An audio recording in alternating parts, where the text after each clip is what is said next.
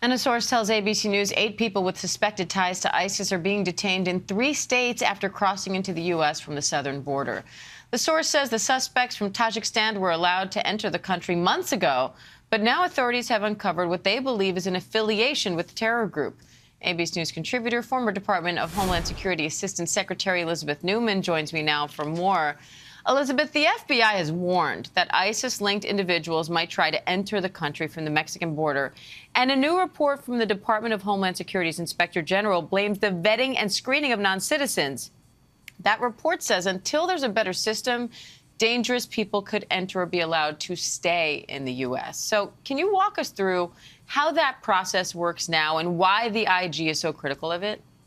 Yeah, I think the IG's data might be not fully up to date because at this point they are doing recurrent vetting, which has been something that we've been trying to be able to do for many years. And recurrent vetting is what allows us to find out when derogatory information becomes available if those persons happen to be in the United States. So vetting is only a point-in-time moment when you're checking records, you're checking databases to see, is this person in front of me a dangerous individual according to our counterterrorism and intelligence data. And so when these people came into the country, we didn't have any data that suggested that they shouldn't be allowed to enter. Data becomes available later that maybe they have these ties to ISIS-K, and because the U.S. vetting community had recurrent vetting, they were able to say, uh-oh, we have people in the country that are tied to this derogatory information.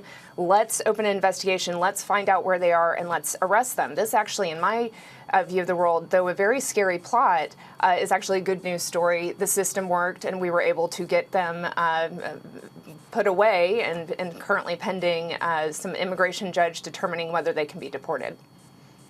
Source says that that vetting process found no national security concerns for the suspects in custody.